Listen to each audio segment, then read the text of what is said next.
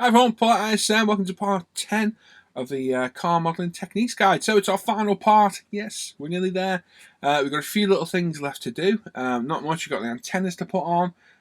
So I'll show the ones that I use. I'll show you how to stretch some sprue if you don't already know.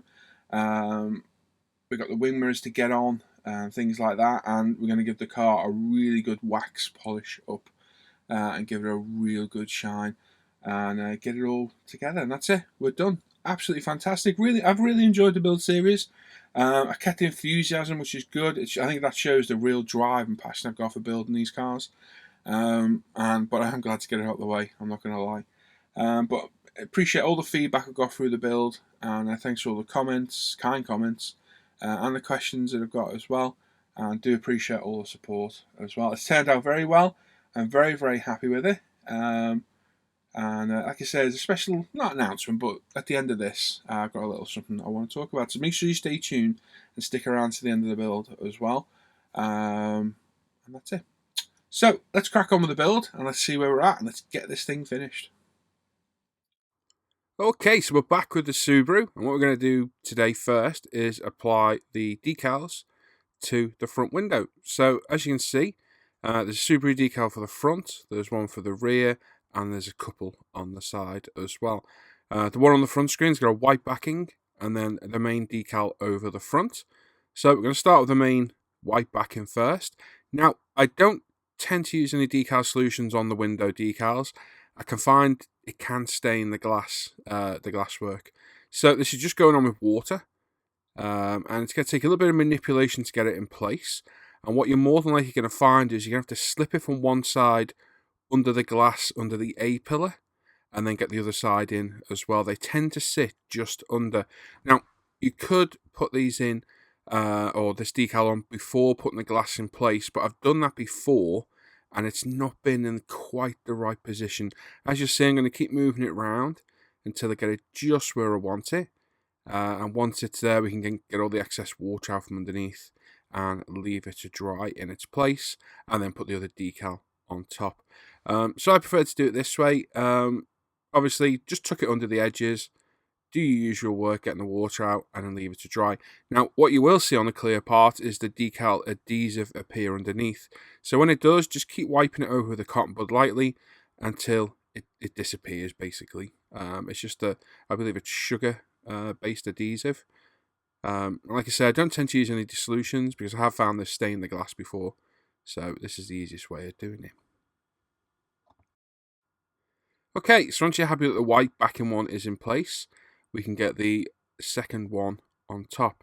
So it's got the main Subaru decal in the centre and two little markings either side. So just be aware of that when you put it in place, that you don't fold them over or accidentally rip them off. And again, just manoeuvre it around till you get in the right position. Equal distance from each side. Make sure those little side decals are in the right place, and that the Subaru logo is central to that air scoop on the roof. And again, once you're happy with that, get all the moisture out from underneath, and that's it. Job done. Again, any excess adhesive that's squeezed out, remove with the cotton bud.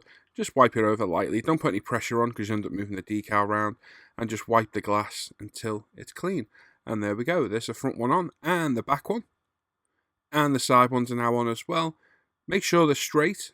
Keep using your reference in your instruction book to make sure they're orientated in the correct place, and we'll just work on it that way. So, where are we at now? Let's see. We've still got window wipers to put on. We've still got the antennas to put on, and a few other finishing touches. So what we're going to do, we're going to focus on the antennas. Now in the back there's an instruction for stretching sprue, as you can see. A little bit of gentle heat. As soon as it melts, pull it apart, and job done. So we're going to do it this way. I'll show you how it's done. But for this vehicle, we're going to be using some, I think the Top Studio antennas that I've bought. 2 different lengths, 2 different mounting points. That's what I've been using on my cars lately. But this way works just as well to a degree. I don't think they look quite as good. But it's a cheap, free way of doing it. And all you need is a heat source. So we've got a candle. It's a case of applying heat to the plastic until it becomes molten, and stretching it apart. So hold the candle over the top, turn the sprue to get the heat even. As soon as it bends, give it a little bit of stretch. Now I have got a fan blowing in the background, which sadly cooled this down a little bit too quick, so it ended a little bit thicker than I wanted. But you get the general idea. So that's step one. You're probably going to take you a few times to get it right. So I'm going to grab another piece. It's a fine line between stretching it and breaking it. So cut off a 2 to 3 inch section. Make sure it's got a good straight piece in the middle. And again, we apply the heat. I'm going to block the fan for a minute while I get the heat on the sprue. There we go. We pull a little bit faster this time. You will get the hang of this really quickly. It's going to take you a couple of attempts most probably. And once you're happy with it, blow out the candle. Don't leave any heat sources knocking around, especially all the flammable products we use. Once you're happy with it, find a section where it just starts to stretch from a thicker part to the thin bit. And the thicker part will be your antenna mount, and the thin part will be the actual whip of the antenna too. I'm just going to cut it, have a little look. As you can see, we've got a nice thin piece at the top and a thicker piece at the bottom, and you can cut that to length as you wish, and then pop it in a little mounting hole on top. Make sure it doesn't fall out, like so. And there you go. Once it's dry, you can paint it the appropriate colour, which is silver and black on this car. There you go. It's a free antenna, so it's a quick way of doing it, cheap way, and fairly easy once you get used to doing it. But for me, I like the hobby design. There we go. Antenna A and B. They come with 2 different mounts, 2 different lengths. We're going to use one of each on these. They are made of, I think it's aluminium, and easily glued in place. And I think they look a lot more realistic. They're not expensive. They're about £3 for 2. And this car's got 2 on, 2 slightly different ones, as you'll see. So they comprise of a base unit, the mount, and the antenna itself. And what we're going to do first of all is CA glue the antenna itself to the mount. So a tiny little dab of CA glue on the base of the antenna itself. And then grab the antenna mount. They're a bit fiddly. But fairly straightforward to do. Push it inside. Make sure it's straight. And wipe off any excess CA glue. Like I say, once it's dried, you can paint it the appropriate colour. Have a look at real life references of the car. My real life references showed the rear antenna was a silver antenna with a black base, and the front one was all black. So like I say, we've got 2 different ones. I'll assemble this one, and we'll come back and have a look. So with both of them assembled, we put a little dab of CA glue on and put it in place on the rear one. So it's a taller one at the back, and then the shorter one goes on the front. Now at this point, you've got to be very careful you don't start dropping things or getting CA glue on fingers and picking the body up, because it's very, very easy to damage all the hard work you've done. So just be aware of what you're doing.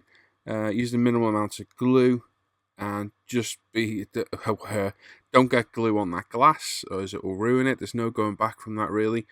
And just really take your time. So as you can see, I've got the assembled antenna. I just put a little dab of CA glue on it, and we'll pop it in the mount. A little bit off camera, I do apologise, but there are mounts on the roof of the Subaru already, and that one's gone into the front one now. As you see, there it is. Make sure it's straight. You've got it orientated in the right place. I'm just going to straighten it up a little bit. There we go.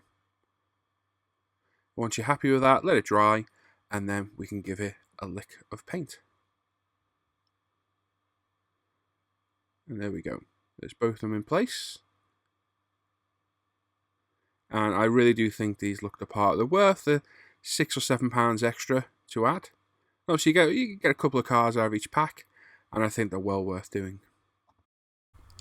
Once they've been glued in place, you give them a little lick of paint, a little bit of a Vallejo model colour. And we're going to put the body onto the car now. So I wipe over with another one of our clean cloths, the same type we use for polishing the body.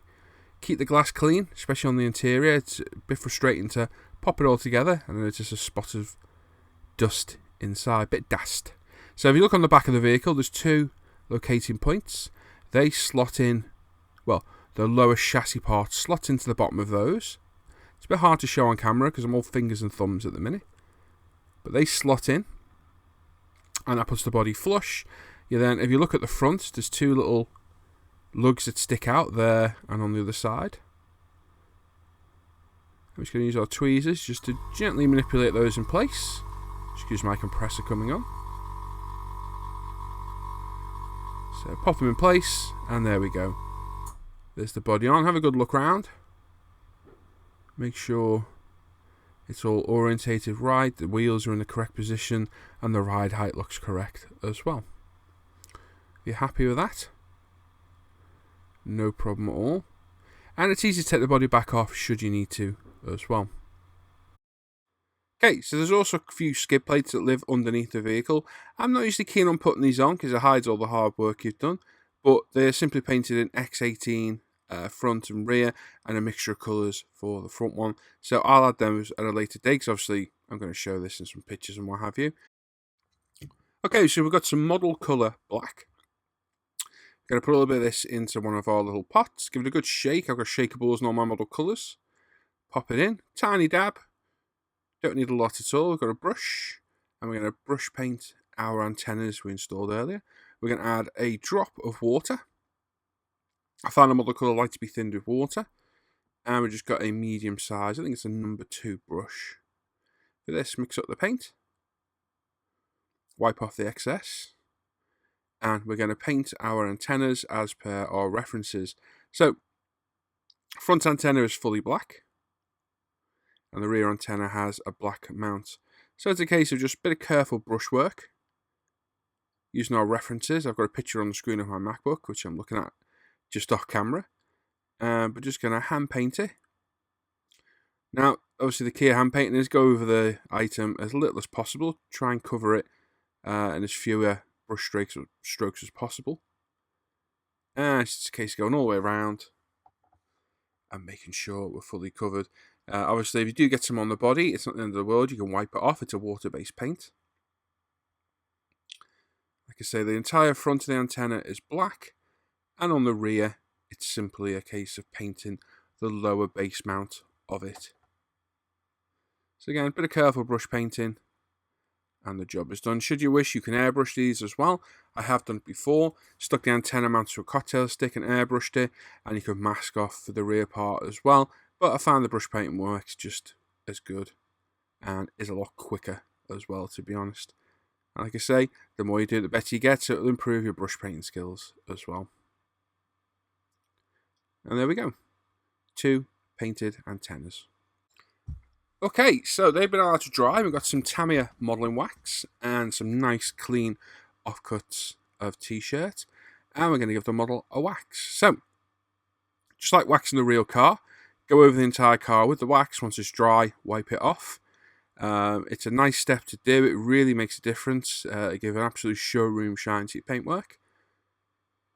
And it's great stuff. It's a bit hard to get a hold of in the UK, but it's worth sourcing if you can. If not, you can use a full-size car body wax, should you wish, or products from like Splash, Maguire's, and things like that. Will all work. Don't put tons of the stuff on, just enough to cover it, and I tend to work panel by panel or side by side if I can.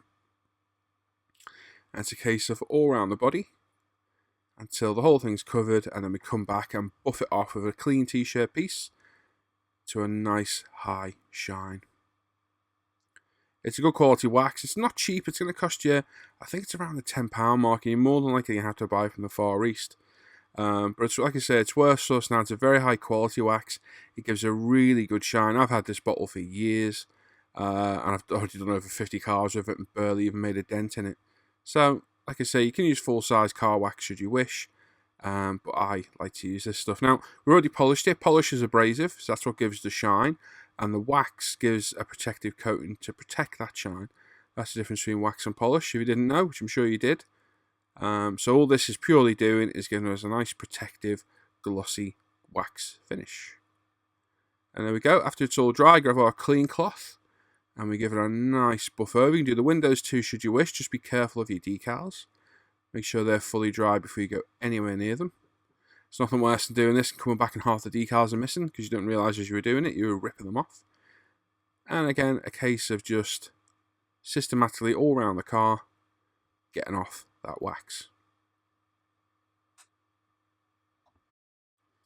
As you can see now, coming to the end, we get a real nice shine on that body now.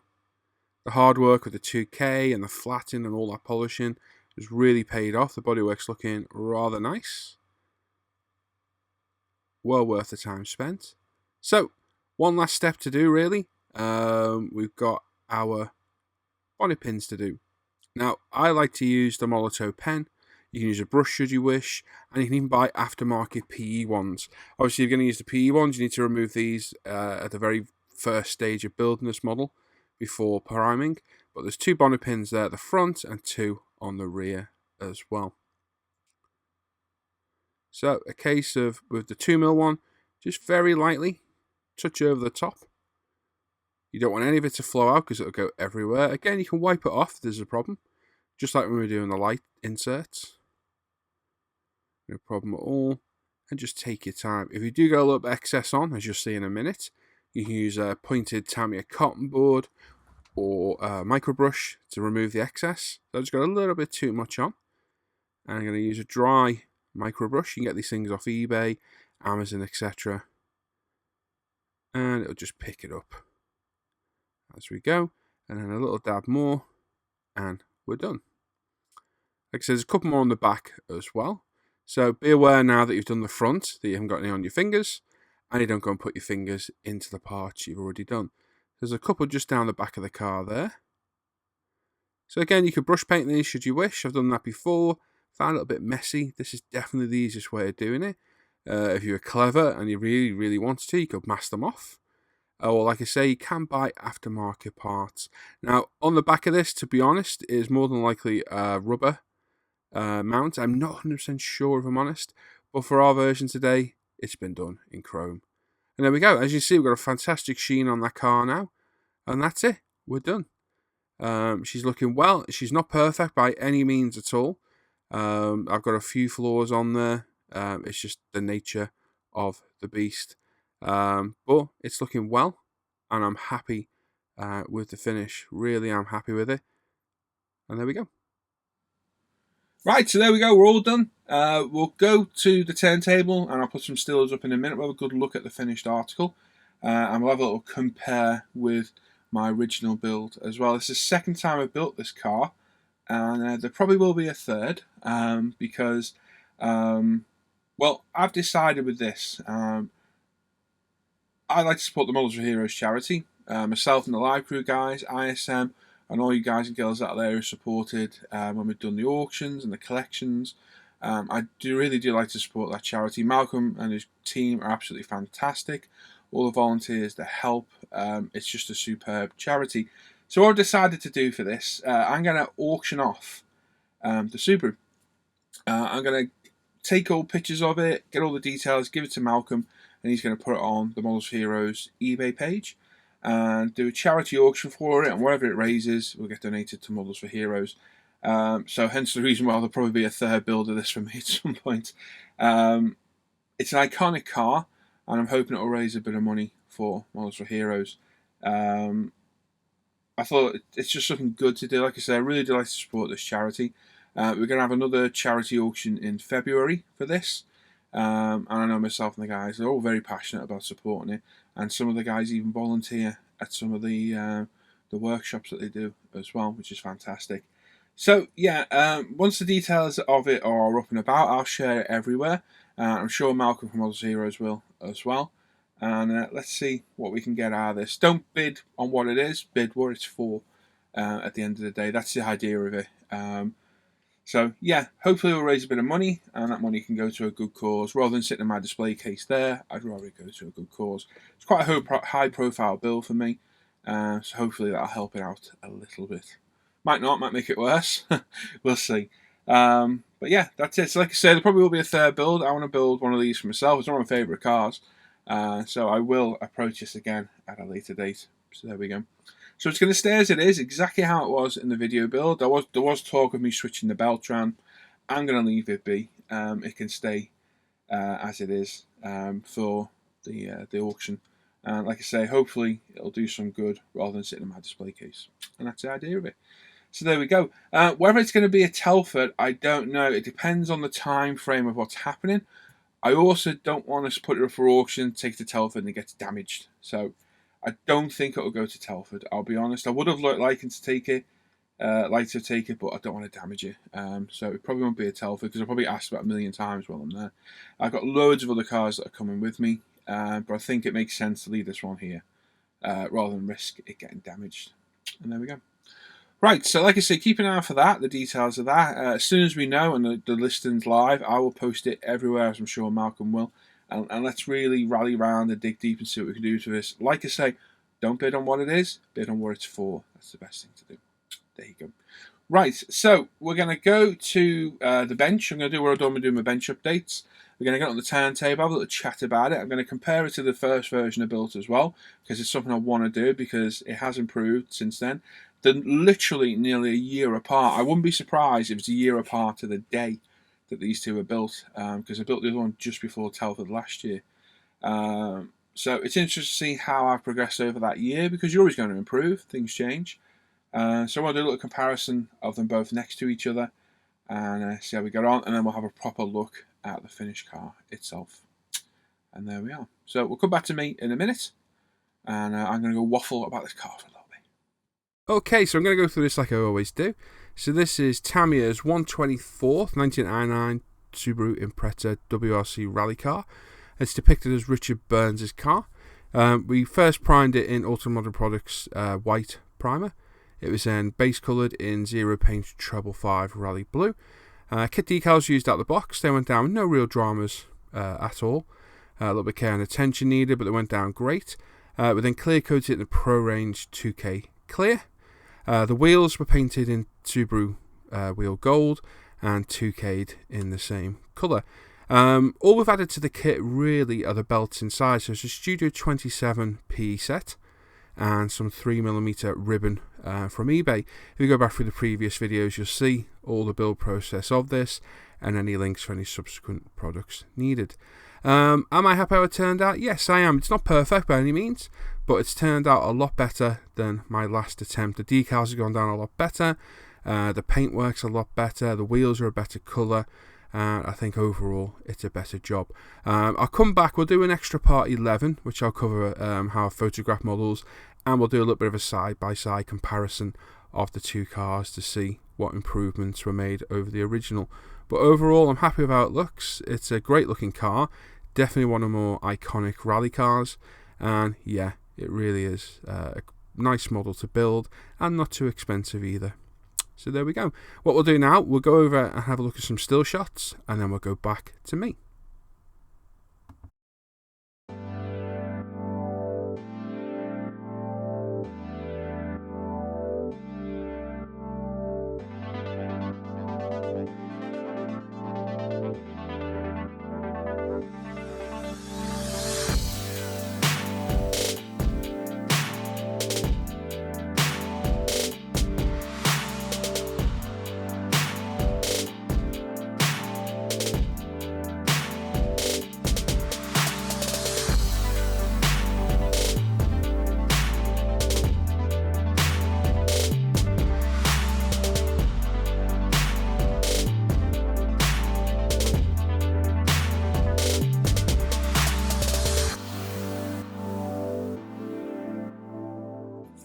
There we go, all done, all dusted.